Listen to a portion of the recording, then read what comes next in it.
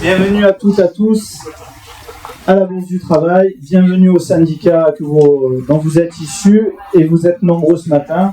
Entre nous, le passé et l'avenir. Nous avons pensé la journée en 4 temps, les camarades. D'abord cette introduction, puis un film sera diffusé, issu des archives de Louis Saillant, le dernier président du CNR, le dernier président CGT du CNR. Il y a une partie importante qui montre la volonté du programme de rendre l'entreprise aux salariés. Il y aura un débat ensuite avec des questionnements et nos camarades de l'IHS. Donc là, ça nous demandera un petit peu de gymnastique. On tournera la salle dans l'autre sens vers les fauteuils au fond. Et donc ce débat éclairera 3 sujets. On aura la première partie avec Yves Pellegrino qui va se lever, que vous puissiez voir qui est là. Voilà, merci Yves. Et qui traitera de la CGT de 1895 à la guerre. Puis avec André Prone, ce sera le moment de rappeler un temps crucial de notre histoire. Il est là, vous pouvez le voir avec au fond de la salle, à côté de Jean-Pierre Kasparek, que nous remercions de filmer en captation cette journée. Un temps crucial de notre histoire, celui de la libération, où la CGT, au sein du Conseil national de la résistance, a défendu avec vigueur des valeurs qui sont aujourd'hui menacées. Nous aurons également une intervention de l'Association nationale des anciens combattants de la résistance, qui a été créée le 18 mars 1945, il y a 79 ans. Et vous verrez dans ce propos que je tiens ce matin que cette association a toute sa place aujourd'hui, car faut-il le rappeler, j'aurais pas assez de mots pour décrire la période que nous vivons, l'horreur de la guerre qui est toujours là.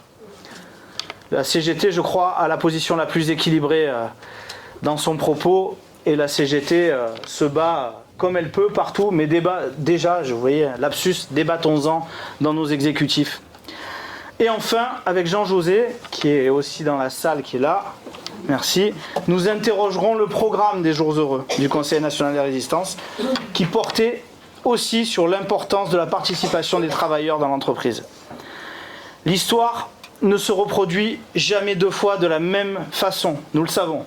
Cela ne signifie pas pour autant qu'elle n'a rien à nous dire aujourd'hui.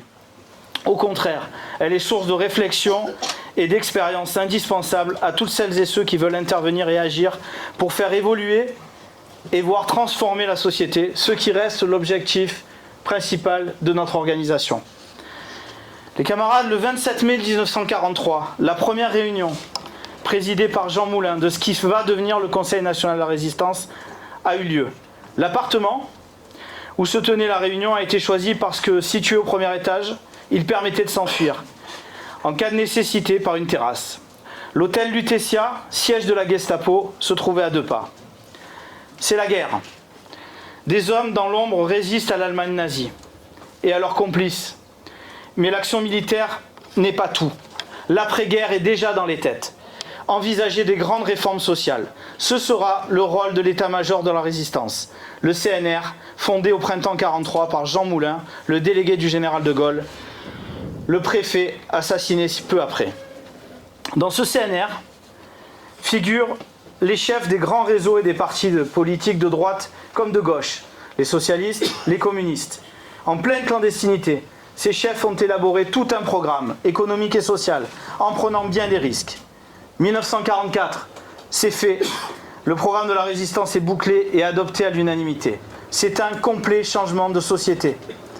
9 mois, 6 versions ont été nécessaires pour parvenir au vote unanime du Conseil national de la résistance, regroupant les forces, je l'ai dit, représentant la résistance, regroupant le Parti communiste français, le Parti socialiste et 2 organisations syndicales, la CFTC et la CGT. Le programme du CNR amène l'idée d'une solidarité très large. Ce sont les assurances sociales, la retraite, la sécurité sociale, tout ce qui permettait aussi que l'information soit libérée des puissances d'argent. Autrement dit, qu'il doit y avoir une solidarité entre toutes les composantes d'une société. Et ça, c'est évidemment crucial et novateur, parce que ça va créer un cadre dans lequel on vit encore aujourd'hui, même si ce cadre est progressivement rongé. L'intérêt particulier doit céder devant l'intérêt général.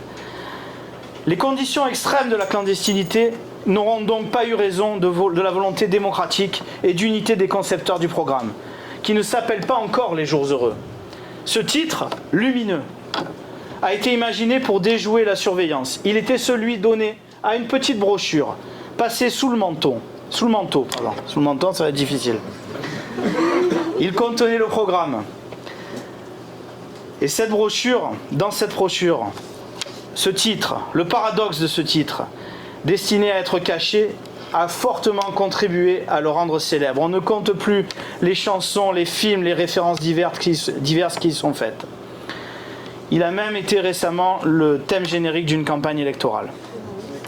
À la Libération, le programme du CNR sort de l'ombre, mais ses concepteurs doivent batailler pour que les réformes de démocratie sociale et économique qu'il préconise soient prises en compte par des nouvelles autorités et le général de Gaulle. Bonjour. Non, j'aime bien faire ça en fait. Je sais que c'est... Mais entre camarades, ça doit aller. Non.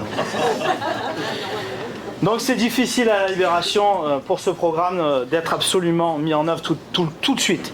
Mais le détricotage des conquis de la Libération, les contre-réformes libérales, conduisent aujourd'hui à revenir aux sources de ce qu'on appelle le modèle économique et social français.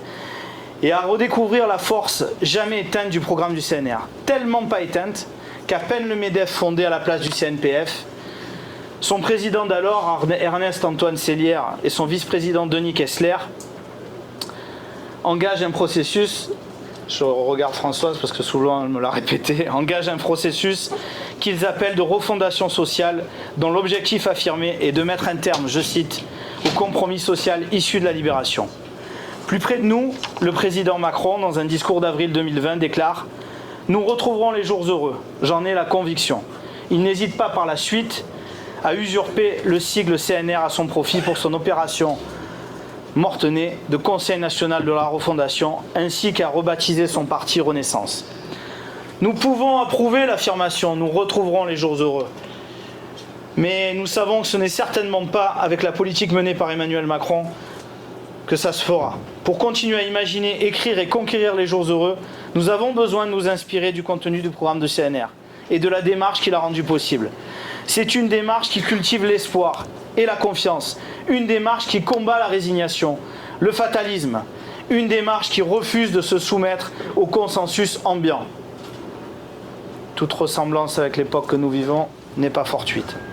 Le programme est conçu en deux parties, l'action immédiate et les perspectives d'avenir. Il est axé sur une démarche de construction d'un rapport de force à partir des préoccupations et revendications immédiates. Il est conçu dans l'unité et elle n'avait rien d'évidente, pas plus à cette époque qu'aujourd'hui. Pas plus à l'époque qu'aujourd'hui. Excusez-moi. Chacune des composantes du CNR avait une identité et des modalités propres de fonctionnement. Identité renforcée par la clandestinité et la lutte armée. Il fallait donner sa force à l'action politique dans un moment où le recours aux armes était incontournable. Il fallait opérer les compromis nécessaires à la mise en commun. Il fallait opérer les compromis nécessaires à la mise en commun sans en rabattre sur l'ambition transformatrice. C'est ce qui a été fait avec patience, détermination et clairvoyance politique. La démocratie a été un levier primordial. Elle est élaborée en respectant les opinions et propositions de chacune et des composantes. Et contrairement à aujourd'hui, cela ne s'est pas fait sur le plus petit dénominateur commun. C'est ce qui a fait sa force, c'est ce qui a fait qu'il a résonné avec les attentes de la majorité de la population française. Revendications immédiates et perspectives transformatrices, refus de la résignation et unité, démocratie et rassemblement. Ce sont les pistes, les camarades, que nous voulons travailler dans l'époque qui est la nôtre pour renouer avec l'ambition des jours heureux. Et à l'heure où la bête immonde fait souffler à nouveau un vent mauvais sur toute l'Europe, nous voulons relever le gant de la solidarité internationaliste contre le racisme, pour le progrès social, contre le néolibéralisme, le défi de la démocratie contre les systèmes autoritaires, de la paix contre la guerre. Nous voulons reprendre et poursuivre l'écriture des jours heureux. Le déroulement de notre journée a été pensé pour nous permettre à la fois de nous approprier les grandes leçons de cette histoire, de débattre de nos responsabilités d'aujourd'hui, afin de rendre hommage à ces hommes, ces femmes, et au cœur de la nuit, qui au cœur de la nuit se sont tournés vers la lumière. 2 interrogations donc. Le programme du CNR, une rupture avec le capital. Et la deuxième, résister aujourd'hui, construire demain. Mais dans cette journée, puisque l'introduction est déjà un peu longue, on pourrait se dire déjà se faire des reproches, et plutôt que de paraphraser et de réécrire ce qui a été brièvement dit par Sophie Binet, je vais vous laisser écouter ce qu'a dit Sophie Binet lors d'une interview sur un plateau. Donc là, vous remarquez bien que ce n'est pas Sophie Binet. Et je vais vous laisser 4 minutes avec elle, et je pense que vaut mieux l'original que la reproduction. Ça non plus, c'est pas Sophie Binet. Le son, c'est bon ? 1970, les jours heureux. La chanson a l'air de parler des jours heureux, d'amour, mais c'est de ces jours heureux là dont parle Charles Aznavour. C'est bien, ça me parle beaucoup moins parce que c'était pas ma génération. Mais c'est une belle c'est pas la même musique. Mais en fait, je l'ai convoqué parce que c'est la reproche qu'on pourrait faire. On pourrait faire des cyniques, des blasés. Quand même, tout ça, c'était il y a 80 berges. Regardez ça, 1970, c'est noir et blanc, c'est vieux. C'est de la nostalgie. C'est ça. Où est le présent là-dedans? Vous êtes hors sol, Sophie Binet. Je fais oui. Non, mais ce qui est très l'avocat du diable. Mais c'est pas seulement l'avocat du diable, c'est que parfois la difficulté qu'on a, c'est que on convoque l'histoire avec comment un côté commémoratif, nostalgie. Ce programme est magnifique, était magnifique, mais pour autant notre objectif c'est pas de revenir à 1945. Le pays était ruiné en 1945. Il y a plein de choses dont on bénéficie aujourd'hui qu'on n'avait pas à l'époque. Il y a aussi un certain nombre d'impensés dans ce programme, notamment par exemple la question des femmes, la question du racisme, de la décolonisation. C'est d'ailleurs pour ça que la France s'est fracturée en profondeur sur la question de la décolonisation. C'est que cette question n'avait pas été traitée dans le programme du Conseil national de la résistance. Donc, relire le programme du Conseil national de la résistance, c'est certainement pas un exercice de nostalgie. Et d'ailleurs, c'est pas comme ça qu'on ouvrira un quelconque horizon.